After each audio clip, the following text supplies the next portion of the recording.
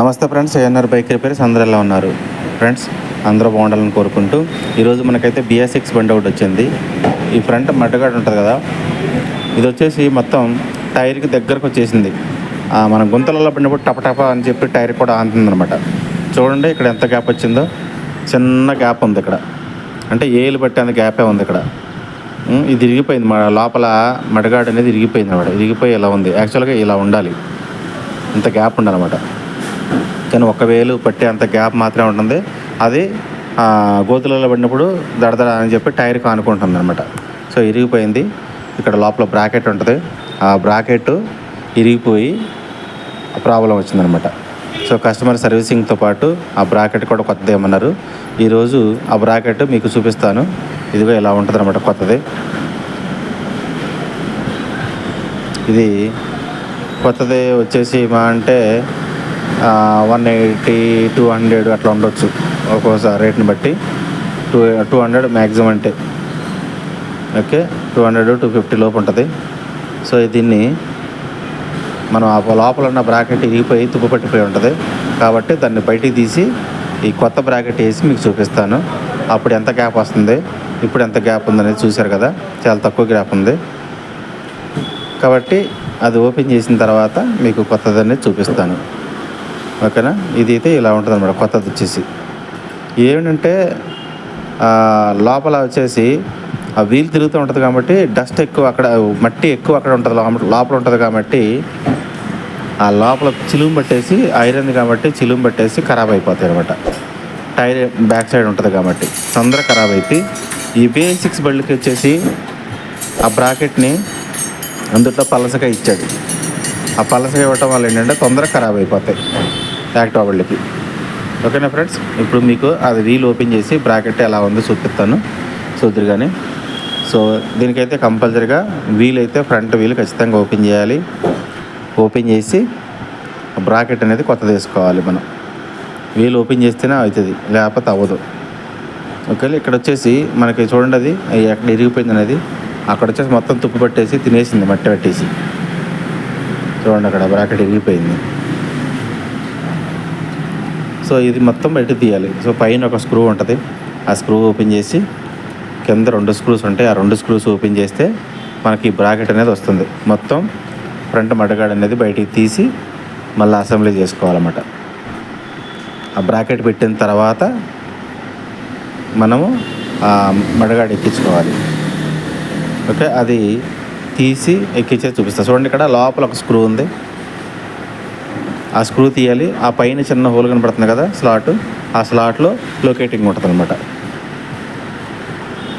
ఈ front mudguard screws కింద కానీ స్క్రూస్ త్వరగా రావు అనమాట, ఎందుకంటే జంగు పట్టేసేసి ఫుల్గా టైట్ ఉంటాయి. ఒక్కోసారి ఏమైతే అంటే అక్కడికి స్లిప్ అయి ఇరిగిపోతాయి, తీయటానికి కూడా రావు అనమాట. వచ్చినాక ఉంటే వెంటనే వచ్చినాక కూడా తొందరగా అయిపోద్ది. లేదనుకో దాన్ని మళ్ళీ వాటిని డ్రిల్ వేసి లేదా తీసి లేదా వెల్డింగ్ చేసో ఆ ఇరిగిపోయిన సగం బోల్ట్ని తీసిన తర్వాత మాత్రమే మనం అసెంబ్లీ చేయగలుగుతాం. ఈ తీసేటప్పుడు చాలా జాగ్రత్త తీయాలి. ఈ సైడు 2 స్క్రూస్ ఉన్నాయి కదా, 5 mm లెంగ్త్తో ఆ స్క్రూస్ 2 ఇస్తాడు, అవి 2 తీయాలి బయటికి. చూడండి మొత్తం అంతా పైకి కింద తిరుగుతుంది. ఇక్కడ లోపల బ్రాకెట్కి ఈ మడగాడికి కలిపి ఉంటాయి అనమాట స్క్రూస్. సో ఈ 2 కంపల్సరీ తీయాలి. ప్లస్ ఆ బ్రాకెట్కి సంబంధించిన లోపల బ్రాకెట్ బోల్ట్లు ఉంటాయి చూసారా, ఇట్లా తీసిన తర్వాత పైకి లేపి కొంచెం తీస్తే ఆ స్లాట్లో నుంచి బయటకు వస్తుంది అనమాట. 10 నెంబర్ బోల్ట్ పైన చిన్న స్లాట్ ఉంది కదా, ఆ స్లాట్లో నుంచి మనం ఇట్లా పైకి అంటే వచ్చేస్తుంది. సో లోపల సైడ్ చూస్తే ఇలా ఉంటుంది బ్రాకెట్. సో బ్రాకెట్ మీకు చూపిస్తాను ఇప్పుడు, అది ఎంత జంగు పట్టేసేసి లోపల ఇరిగిపోయిందో చూడండి. ఫ్రీగా వచ్చేసింది. ఇక్కడ 10 నెంబర్ బోల్ట్ ఇది కూడా వచ్చేసినాయి, అంటే అది కూడా తినేసేసి ఫ్రీగా వచ్చేసింది. అక్కడ చూడండి సగానికి ఇరిగిపోయింది. ఇది కంప్లీట్గా ఇరిగిపోయింది. అందుకని చెప్పేసి మనకి ఫ్రంట్ మడ్గార్డ్ మొత్తం టైర్ కానిపోతుంది అన్నమాట. బండి వెళ్తున్నప్పుడు మొత్తం టైర్ మీద ఆనుతుంది అని చెప్పేసి కస్టమర్ కంప్లైంట్. ఇది కంపల్సరీ చేయాల్సిందే. కాకపోతే ఇది ఏంటంటే ఇది పల్సగా ఇచ్చాడు కాబట్టి తొందరగా జంగు పట్టే అవకాశాలు ఉన్నాయి, స్ట్రాంగ్గా లేవు. ఈ BS6కి అలాగే ఉన్నాయి. మరి బ్రాకెట్ చాలా పల్సగా ఇచ్చారు. ఎంత మందంగా ఉన్నా మామూలుగా అయితే జంగి పడతాయి. అలాంటిది ఇది ఇంకా పలసగా ఇస్తే జంగి పట్టడం ఈజీ. ఇంకేంటంటే ఈ పెయింట్ వేసారు కాబట్టి కొంతవరకే తొందరగా అవ్వదు. ఈ పెయింట్ లేకపోతే ఇంకా అసలు తొందరగా ఎన్నో రోజులు కూడా ఉండదు. ఎందుకంటే ప్రతి మట్టి మొత్తం చక్రాలు తిరుగుతూనే ఉంటాయి కాబట్టి మట్టి మొత్తం బ్రాకెట్గా పట్టుకుంటాయి. సో కొత్త బ్రాకెట్ ఇలా ఉంటుంది ఇది. దీన్ని మళ్ళీ మనం అసెంబ్లీ చేసుకోవాలి. చూసారు కదా పాత ఎక్కడెక్కడ ఇరిగిపోయింది. ఇప్పుడు నేను పట్టుకున్న కాడ మొత్తం ఇరిగిపోయింది. ఇప్పుడు ఈ 10 నెంబర్లు బోల్ట్ ఉన్నాయి కదా, ఆ బోల్ట్లు 2 తీయాలి. ఈ 2 ఇరిగిపోతాయి అన్నమాట. తీస్తున్నప్పుడు ఇరిగిపోతాయి. జాగ్రత్తగా మన దగ్గర WD-40 స్ప్రే ఉంటే కనుక అది కొట్టుకొని కొంచెం అవసరం అయితే ఒక 5 నిమిషాలు ఆగిన తర్వాత స్క్రూస్ తీసుకోవాలి జాగ్రత్తగా. అక్కడ ఇరిగిపోయింది అనుకోండి, మొత్తం ఆ టీ ఫోర్క్ మొత్తం బయటికి తీసుకెళ్ళాలి. చూడండి ఇక్కడ హోల్స్ మొత్తం ఆ 10 నెంబర్ స్క్రూస్ ఇక్కడ ఎంత చిన్నగా ఉన్నాయి. ఇవి చిన్నగా ఉన్నాయి కదా, ఇది చూడ ఎంత ఎడలిపి అయిపోయింది అంటే జంగి పట్టేసి తినేసి బయటకు ఊడిపోయి వచ్చేసింది. మనం బోల్ట్ పెట్టి టైట్ చేయడానికి లేదనమాట అక్కడ. చూడండి ఇట్లాగా WD-40 అది స్క్రూస్ పెట్టి దానికి పెట్టుకొని కొట్టేసేసి కొంచెంసేపు 5 నిమిషాలు ఆగిన తర్వాతే మన ట్యాపింగ్ ఎలా వేస్తామో అట్లా స్లోగా మూమెంట్ ఇచ్చుకుంటూ తిప్పుకోవాలన్నమాట. సో ఇలా వచ్చేసి బ్రాకెట్ ఇలా కూర్చుంటుంది. స్క్రూస్ తీయటం ఇంపార్టెంట్. అక్కడ కింద ఒక స్క్రూ ఊడిపోయింది. ఈ 2 స్క్రూస్, 3 స్క్రూస్, పైన కోసం 4 స్క్రూస్ ఇచ్చాడు మొత్తం. వాటిని జాగ్రత్తగా తీసుకోవాలి. మేమైతే ఆ WD-40 ఆ స్ప్రే కొట్టేసేసి, ఆ రస్ట్ ప్రూఫ్ స్ప్రే ఉంటుంది కదా అది కొట్టేసేసి ఒక 5 నిమిషాలు ఆగాము. 5 నిమిషాల తర్వాత మళ్ళీ స్టార్ట్ చేసాం అనమాట. ఎందుకంటే ముందే ఒక 5 నిమిషాలు ఆగిన దానికంటే బెటర్. ఎందుకంటే తర్వాత లేత మిషన్ కాడ తీసుకెళ్ళిపోయి లేకపోతే మనం డ్రిల్ వేసి వాటికి నానా తంటాలు పడాలి. సో ఒక 5 కొట్టేసి రస్ట్ ప్రూఫ్ స్ప్రే కొట్టేసి ఒక 5 నిమిషాలు ఆగేసి ఆ స్క్రూస్ మెల్లగా తిప్పితే వచ్చేసినాయి ఈజీగా. సో ఈజీగా వచ్చేసినంటే మనం తొందరగా అసెంబ్లీ చేసుకోవచ్చు. లేదంటే లేనిపోయిన తలకనొప్పి. కస్టమర్కి ఏం తెలియదు ఈ బ్రాకెట్ ఎంత టైం పట్టిద్ది, ఊరికి తీసి ఫిట్ చేయటం అనుకుంటారు. కానీ ఊరికి తీసి ఫిట్ చేయటమే, కానీ ఇలాంటి ఇరిగిపోయినప్పుడు మాత్రం చాలా కష్టం అనమాట.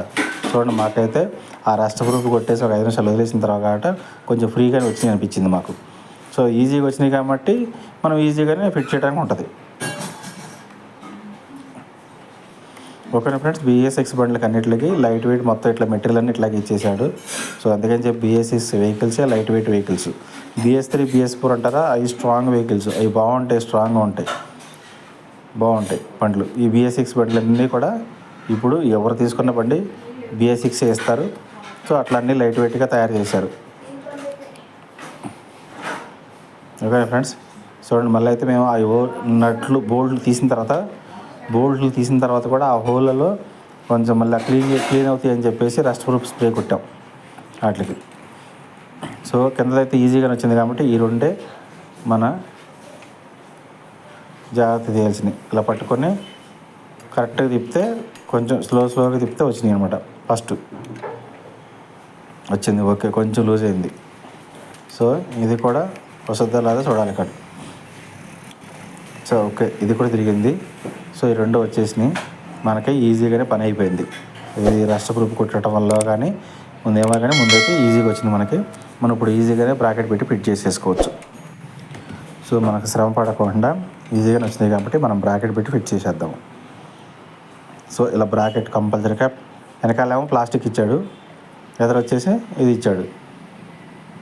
సో ప్లాస్టిక్ కాబట్టి అది తొందరగా జంగు పట్టదు, మన అందరికీ తెలిసిన విషయమే. ఐరన్ అయితే మాత్రం జంగు పడతాయి. సో ఇట్లా బ్రాకెట్ మళ్ళీ ఇలా కూర్చోబెట్టేసేసి ఆ పైన 2 స్క్రూస్, కింద 3 స్క్రూస్ వేసేసుకొని కూర్చోబెట్టుకోవాలి. ఇవన్నీ చేయాలంటే కంపల్సరీగా ఫ్రంట్ వీల్ మొత్తం తీయాల్సిందే, వీల్ ఓపెన్ చేయాల్సిందే.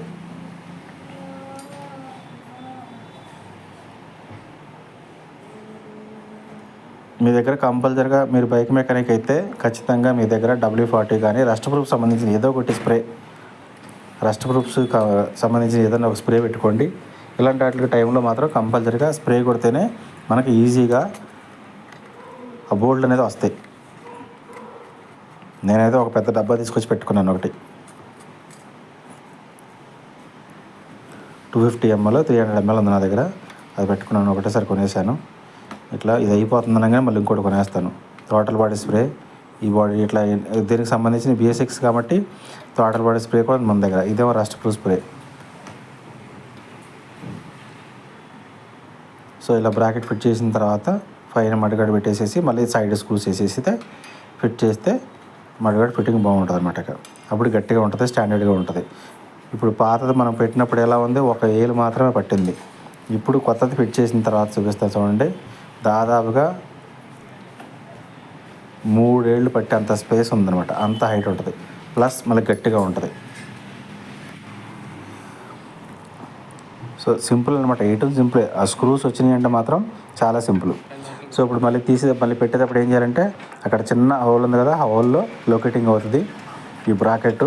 ఆ బ్రాకెట్ లోపల ఇలా కూర్చోబెట్టుకొని అక్కడ కరెక్ట్గా సెంటర్లో ఒక బోల్ట్ వస్తుంది, 10 నెంబర్ బోల్ట్. అది వేసేసుకుంటే ఈజీగా ఉంటుంది అనమాట, కదలకుండా ఉంటుంది.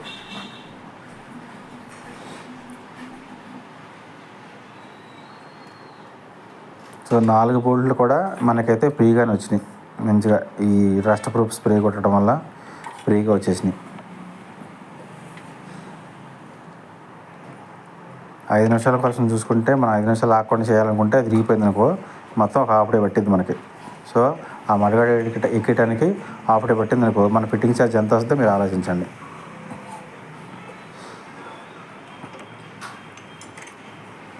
నేను ఫిట్ చేసినందుకు 150 రూపీస్ తీసుకున్నాను. ఫ్రంట్ మడగడ ఓపెన్ చేసి వేసినందుకు ఎక్స్ట్రా సర్వీస్ ఛార్జ్లో 150 రూపీస్ ఎక్స్ట్రా వేసాను. సో ఇరిగిపోయినా కూడా నట్లు, ఆ బోల్ట్ ఇరిగిపోయినా కూడా అంతే వేయాల్సి వస్తుంది. ఎందుకంటే ఇక అది మన రిస్క్ అనమాట. అవన్నీ కస్టమర్కి సంబంధం ఉండదు. మనం అవన్నీ ఓపెన్ చేసుకోవాలి. లేదంటే నీ దగ్గర ఉంటే డ్రిల్లింగ్ మిషన్ నువ్వు చేసుకోవచ్చు, వెల్డింగ్ మిషన్ ఉంటే ఓపెన్ చేయొచ్చు. లేదు అంటే కంపల్సరీగా లేత్ మిషన్ అక్కడ తీసుకెళ్ళైనా సరే ఖచ్చితంగా తీపిచ్చి వేసే బాధ్యత మంది. ఎందుకంటే కస్టమర్కి చెప్పేసి వెళ్ళిపోయారు కాబట్టి అది వేయించాలి. అప్పుడు ఎక్స్ట్రా ఛార్జ్ చేస్తాను, అది చేస్తానంటే ఈ ఓన్లీ మడగడ ఫిట్టింగ్కి ఎంత అని చెప్పేసి అంటారు కాబట్టి, సో ఆ రిస్క్ మనకే ఉంటుంది అనమాట. సో ఇట్లా సైడ్లో వచ్చేసి ఫిట్ చేసామనుకోండి, ఇది స్ట్రాంగ్ ఉంటుంది. తర్వాత వచ్చేది దాని కింద ఒక చిన్న హోల్ ఇచ్చాడు కదా, అవి వచ్చేసి ఆ రేడియము స్టిక్కర్లు ఇచ్చాడు వాటి కోసం అనమాట. అది రౌండ్ రేడియం స్టిక్కర్ ఉంటాయి అనమాట అవి. సో ఇట్లా ఈ ఎలనికితో ఈ టైట్ చేసుకుని ఫుల్ టైట్ అయిపోద్ది అనమాట ఇక. ఓకేనా ఫ్రెండ్స్. ఇంకోటి ఏంటంటే, ఇన్ని రోజులు నేను ఎక్కువగా వీడియోలు అయితే చేయలేదు, ఏంటంటే చేసిన పనిలో ఉంటున్నాయి. అలాగే లేదంటే ఇంకా నేను ఏదైతే వీడియోలు పెట్టానో ఆ వీడియో పెట్టిన సంబంధించి ఎక్కువగా మళ్ళీ ఉంటాయి కాబట్టి మళ్ళీ వాటి గురించి ఎక్స్ప్లెయిన్ చేయలేము కాబట్టి కొన్ని వీడియోలు పెట్టలేకపోయాను. ప్లస్ అలాగే కాకుండా ఇంకా నేను ఎక్కువగా వర్క్ చేయడమే సరిపోతుంది అనమాట. ఈ వీడియో తీసేంత టైం దొరకలేదు, అందుకని వీడియోలు చేయలేకపోయాను కొన్ని. సో నాకు మంచిగా ఉంది, పర్వాలేదు, టైం ఉంది అనుకుంటే కంపల్సరీగా వీడియో చేయడానికి ట్రై చేస్తాను. ఎందుకంటే ఇది ఎవరికైనా ఉపయోగపడుతుంది, నేర్చుకునే వాళ్ళకి ఉపయోగపడుతుంది, ఇది ఎలా ఉంటుంది అని చూసేవారికి ఎవరికైనా ఉపయోగపడుతుంది అనుకుంటే మాత్రమే వీడియో చేస్తున్నాను మ్యాక్సిమం. లేదంటే ఈ చిన్నట్లు చేయట్లేదు. యాక్చువల్గా ఇది కూడా తెలిసిందే, మెకానిక్లో ఎవరికైనా చేస్తారు దీన్ని. కాకపోతే ఏంటంటే ఈరోజు ఖాళీగా ఉన్న ప్రస్తుతానికి, అందుకని చెప్పేసి నేను ఈ వీడియో చేశాను అనమాట. ఓకేనా ఫ్రెండ్స్. ఇక్కడ ఈ బిఎస్సికి సంబంధించి ఏమన్నా వీడియోస్ ఉంటే కంపల్సరీగా, ఒకసారి నాకు టైం కుదరక చేయలేకపోతున్నాను. సో అందుకని అర్థం చేసుకుంటాను అనుకుంటున్నాను. ఒకవేళ నాకు టైం దొరికితే కంపల్సరీగా నేను వీడియోస్ పెట్టడానికి ట్రై చేస్తాను. చూడండి ఇప్పుడు చాలా స్ట్రాంగ్గా ఉందన్నమాట ఇది. ఓకే ఫ్రెండ్స్, ఇది ఎట్లా ఓపెన్ చేసాం కాబట్టి వీళ్ళు మంచిగా నీట్గా క్లీన్ చేసేసుకొని, బ్రేక్ షూ మంచిగా నీట్గా క్లీన్ చేసేసుకొని మళ్ళీ ఎక్కిచ్చేస్తే అయిపోతుంది. ఎక్కించిన తర్వాత మీకు ఎంత గ్యాప్ వచ్చింది, ఆ వీల్కి దానికి ఎంత గ్యాప్ ఉందని చూపిస్తాను. మినిమం అంత గ్యాప్ ఉండాల్సింది మొత్తం పడిపోతుంది, మా టైర్ మీద పడిపోతుంది. సో ఇది ఫ్రెండ్స్, నేను ఫుల్ వీడియో అయితే ఇప్పటివరకు చాలా రోజులు అవుతుంది పెట్టక. చాలా రోజులు అంటే నెలలు అయిపోయింది, ఒక 4-5 నెలలు కూడా అయిపోయి ఉండొచ్చు. కాబట్టి మ్యాక్సిమం మంచి వీడియోస్ వచ్చిందంటే, మంచిగా అందరికీ ఉపయోగపడుతుంది అనుకుంటే, ఖచ్చితంగా నేర్చుకునే మెకానిక్లకు ఉపయోగపడుతుంది అనుకుంటే ఖచ్చితంగా వీడియో చేయడానికి ట్రై చేస్తాను ఇక నుంచి.